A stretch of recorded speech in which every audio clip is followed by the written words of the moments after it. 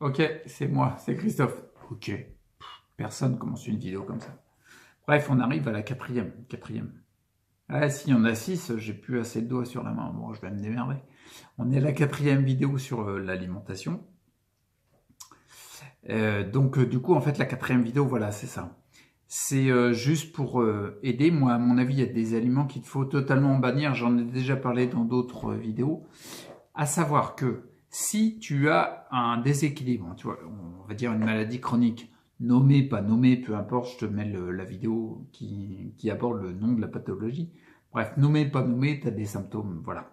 Si c'est chronique, ça veut dire que tu as une inflammation chronique, forcément. Ça veut dire que le corps il est en train de lutter contre quelque chose, tu vois. Donc, objectif numéro un, c'est pour ça que, notamment, quand tu as la sclérose en plaques, on propose des bolus de cortisone pour baisser cette inflammation-là. Parce que forcément, l'inflammation, c'est un symptôme. Donc, c'est une conséquence liée à une cause. Et agir sur le symptôme, c'est pas débile, tu vois. La médecine allopathique, je te mets le lien si je le retrouve, où je parlais de la médecine allopathique qui est en fait allopathos, qui est, pour te la faire courte, qui est prendre une substance active pour agir sur le symptôme. Agir sur le symptôme, c'est une bonne démarche parce que ça te permet de ralentir le symptôme qui a des conséquences désagréables. Agir uniquement sur le symptôme, à mon sens, c'est totalement débile et totalement contraire c'est le troisième principe fondamental d'Hippocrate qui est trouver la cause. Tu vois, on est carrément à l'inverse d'Hippocrate. Donc, agir sur le symptôme, par exemple, pour revenir à l'inflammation, c'est ultra important à mon sens parce que tu dois baisser cette inflammation au maximum tout en continuant à essayer de trouver la cause. Tu dois baisser l'inflammation pour calmer un petit peu les symptômes. Non, c'est pas agréable. Les tensions, non, ça te dit, toi, les tensions dans les jambes? Non, c'est pas terrible. Les brûlures aussi, non, c'est chiant.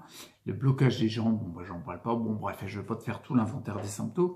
Même si t'as pas de pathologie, les symptômes, si tu baisses ton inflammation, ça va faire du bien. C'est pour ça que j'ai tendance à préconiser du curcuma, qui n'a aucun effet délétère, des effets secondaires, oui, mais des effets délétères, non, qui va baisser ton inflammation. Bref, pour revenir sur l'alimentation, donc les aliments solanacés, j'en ai déjà parlé, c'est des aliments qui sont pro-inflammatoires, c'est-à-dire que, sans rentrer dans les détails de tout ce qu'ils font, les molécules, les machins, il faut garder en tête que ces aliments-là, ils augmentent ton inflammation. Ils favorisent l'inflammation. Et crois-moi bien que quand tu as une inflammation récurrente dans une maladie chronique ou que tu as plein de symptômes, et quand tu la favorises, tu comprends ta douleur, quoi. Je t'avais fait une vidéo, tiens, je te la mets en lien, mais j'avais mangé du paprika, qui est un des aliments solanacés, et j'avais compris ma douleur parce que l'après-midi même, j'avais mes jambes qui commençaient à se bloquer le lendemain. C'était vraiment du béton, quoi. Donc bref, c'est juste une petite parenthèse sur les aliments solanacés. Ils sont vraiment à proscrire. Et je vais pas te faire toute la liste des aliments solanacés, et c'est volontaire. C'est volontaire, ouais, Ah, je suis un petit enculé quelque part. Mais non, c'est pour t'inciter à rester acteur pour ta santé. Si je retrouve le lien, il y avait le lien d'un site qui référençait et qui expliquait en détail les aliments solanacés. Si ça t'intéresse, je te mets le lien dans la description. Et puis si ça t'intéresse, bah va fouiller, quoi, tu vois. Je te cite, tu vois, il y avait les, je vais te citer que les premiers, moi, ceux qui me restent en tête, c'est ceux qui sont, à mon sens, le plus utilisés. Il y en a d'autres, si ça t'intéresse d'avoir les autres, suis le lien dans la description. Ou fais une recherche toi-même, ça te permet de rester acteur. Et c'est la base même du changement, de rester acteur. Donc les aliments, c'est moi le truc mnémotechnique que je garde en tête, c'est 4 PTA. 4 PTA. Patate, poivron, paprika, piment. Patate, poivron, paprika, piment. Tomate, aubergine, j'en ai déjà parlé. Mais ces aliments-là sont carrément à bannir pour l'instant parce que ton inflammation, elle est déjà assez balèze. Si tu as envie de faire des tests, amuse-toi, mais même, je vais même te dire un truc. C'est à double tranchant parce que quand tu cherches les causes, quand tu agis sur la cause, tu n'as plus de conséquences, tu n'as plus de symptômes, d'accord? Quand tu trouves une cause, moi par exemple, il y a des causes qui sont d'ordre, il y en a plusieurs, hein, c'est plurifactoriel. Par exemple, tu vois, il y a une cause, moi, récurrente qui vient par rapport au relationnel que j'avais avec ma partenaire, bref. Quand cette cause-là, quand il y a, j'en ai déjà parlé un petit peu brièvement, mais quand il y a une application, je te mets le lien, une application automatique inconsciente qui se lance, qui est la cause qui va générer, qui va alimenter tout du moins un conflit, une activité conflictuelle chez moi, et qui va favoriser l'augmentation de l'inflammation. Quand tu arrives à détecter ça, et tu dis, tiens, j'arrive à modifier mon application ou en lancer une nouvelle, tu changes, tu vois le résultat concrètement, t'enlèves la cause, tu as moins de conséquences, d'accord? Donc tu vas voir, moi j'en ai constaté, une libération au niveau du blocage des jambes, qui était liée à l'inflammation. Mais par contre, que tu manges des patates, des tomates, bah ça va t'augmenter l'inflammation, ça va te fausser la recherche que tu fais sur la cause. C'est pour ça que j'en parle des aliments solacés, ça peut être à double tranchant parce que tu trouves une des causes, par exemple, que tu as mis en lumière, en évidence par le biais de l'acate-thérapie. Tiens, je te mets le lien. Eh ben, quand tu agis dessus, ça peut réduire. D'ailleurs, le professeur Salomon Selam en parle vraiment dedans. Il disait quand on trouve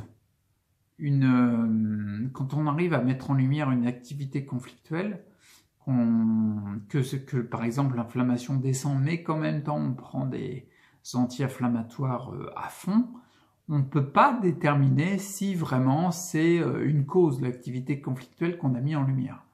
Ben, j'ai envie de dire qu'avec les aliments solanacés, ça peut être ça aussi. C'est-à-dire que tu peux mettre en lumière une activité conflictuelle récurrente qui est gênante parce qu'elle se lance en mode automatique et qui a tendance à avoir comme conséquence une inflammation, donc par exemple le blocage de tes jambes, ça diminue. Donc tu es bien en train de trouver la bonne activité conflictuelle, mais tu manges un paquet d'aliments solanacés, je sais pas moi, tu te fais une salade patates froides, patates à l'eau, tomates, avec des aubergines et tu as mis du paprika dedans, bon bah là, ton inflammation va augmenter, même si elle avait tendance à diminuer avec l'activité conflictuelle détectée. Tu vois, donc c'est à double tranchant.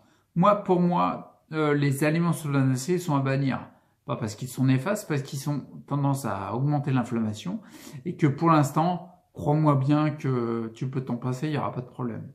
Donc je t'invite à faire ça. Et je te fais aussi une parenthèse sur la 4e vidéo. L'alimentation, quand on pense à l'alimentation, on peut avoir l'illusion de croire qu'il faut forcément s'alimenter pour avoir de l'énergie, etc. Et dans l'alimentation, il y a la non-alimentation, le jeûne, tu vois. Et le fait de se non-alimenter, c'est en lui-même un acte guérisseur. Tu vois ce que je veux dire? Il y a, je vais pas parler en détail, mais il y a un Russe c'était dans les années 50, je crois. 50, ça commence à faire loin. Oui, bon, en France, visiblement, il faut au moins 100 ans avant que ça arrive en information. Ça va un petit peu plus vite avec Facebook, puis des mecs qui font des vidéos sur YouTube. Bref, le mec, c'était un Russe. Je me rappelle, ça m'avait épaté. Il travaillait dans un service psychiatrique de mémoire. Il y avait un schizophrène lourd. Tu vois, pas le petit schizophrène tranquillou. Non, le gros schizophrène lourd. Et en fin de compte, le schizophrène lourd, il a décidé, que je sais pas, c'était sa deuxième personnalité. Bon, j'imagine qu'il en avait 3, 4, 5, le mec. Bref, il voulait plus manger. Donc, il mangeait plus. Alors, tu sais, les mecs du centre de psychiatrie, ils ont dit, bah non, bah, faut que tu manges. Bah, parce que quand tu manges pas, tu meurs. À terme, quand tu manges pas, tu meurs. Ouais, je sais que tu as du mal à le vivre, mais à terme, sans déconner, quand tu manges pas, tu meurs. Mais par contre, quand tu te prives de manger, bah, y a des aspects très bénéfiques et tu déclenches des processus d'auto-guérison. Bref, ce mec-là, il avait décidé de pas manger. Le psychiatre, il a dit à le service de psychiatrie, il a dit laissez-le faire comme il veut. Et puis au bout de quelques jours, je sais plus combien de temps c'est exactement, mais il s'est rendu compte qu'il avait moins de signes de schizophrénie. Ils ont continué et ils se sont rendus compte qu'il avait plus. Le mec, il est sorti. Schizophrène lourd, il est sorti, il a arrêté de manger, il est sorti. Alors bien sûr, forcément, ça c'est des belles histoires. Ça serait un non-sens d'avoir encore une fois l'illusion de croire que ça va te sauver que ça, tu vois.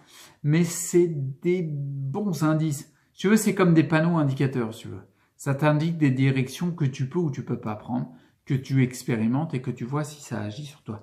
Moi, par exemple, le jeûne, je ferai des jeûnes longs, parce qu'il n'y a que dans les jeûnes longs que tu vas vraiment activer des processus d'autophagie, etc.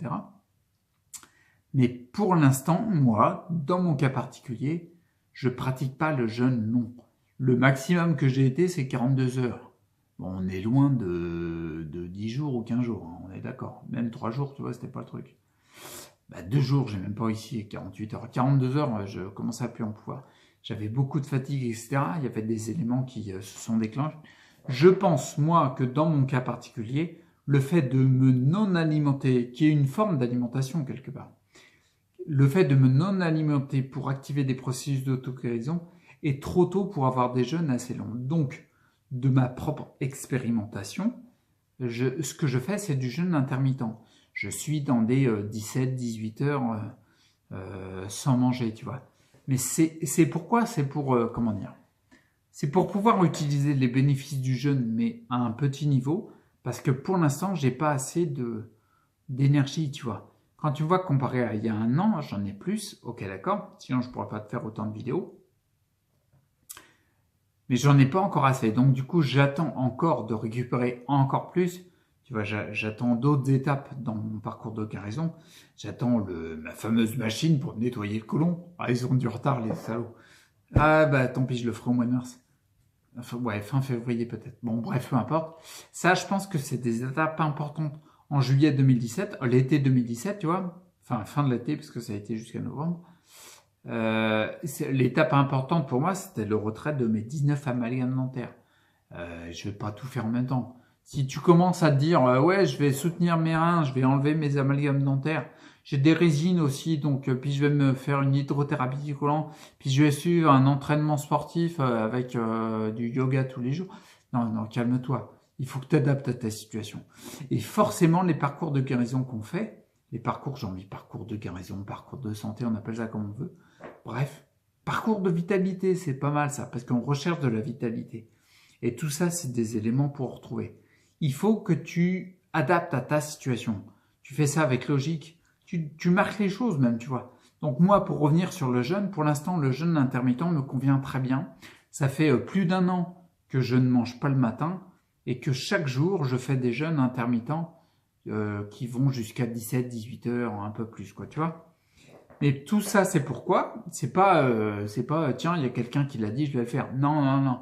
C'est quelqu'un qui l'a dit, je vais le faire. J'ai vu qu'il y avait des gens, tiens, comme Régénère Belgique, Cesnovas ou plein d'autres, il y en a plein, qui ont eu des bénéfices aux jeunes. Tiens, c'est intéressant. C'est des outils qui sont bons pour un retour à la vitalité. Donc, je vais les expérimenter. Et là, mon expérimentation, dans mon cas particulier, je fais du jeûne intermittent pour un jour pouvoir faire du jeûne plus long. Parce qu'il y a un jour, je ferai des jeûnes de plusieurs jours. Mais c'est pas tout de suite pour l'instant. Tu vois ce que je veux dire? Tout ça pour accélérer les processus d'auto-guérison du corps. C'est des outils. Tu les utilises et puis du coup, à force, tu bénéficies de plus en plus de ces outils-là, tu vois. Quelqu'un qui est hyper fatigué, qui a plein de symptômes, qui aurait besoin, par exemple, de soutenir ses reins déjà dans un premier temps, ce serait débile de lui dire « Ouais, fais un jeûne de 21 jours. » Oui, bien sûr, oui, tout à fait. Par exemple, là, tu vois, moi, je pense qu'un jeûne long, c'est pas adapté. Par exemple, un des éléments du jeûne, c'est que tu vas décharger beaucoup de toxines. Ok, d'accord? Tu vas monter en acidité. Donc, tu peux provoquer une acidose. Moi, par exemple, en ce moment, augmenter le taux d'acidité, c'est bon. Tu vois? Par exemple, si je sens bien que j'ai du candida albicans assez fort, si tu augmentes l'acidité, c'est un des facteurs pour favoriser leur prolifération. Mais c'est pas du tout l'objectif. Donc, dans un premier temps, pour l'instant, là, ce que je fais, c'est que toutes les démarches qui augmentent l'acidité, j'y vais mollo. Tu vois? Et j'attends un petit peu que ça passe. Ça serait débile de faire un jeûne long qui va monter l'acidité et me dire je serais mal. Alors, c'est bien, tu vois, mentalement de se dire bah oui, t'enlèves les toxines. Ouais, mentalement. Mais quand c'est que mental, c'est pas complet. Il faut que ça passe par le corps aussi. Donc du coup, là, moi, c'est la même chose. Le jeûne, il y a la partie mentale, mais il y a la partie expérimentation qui est ultra importante.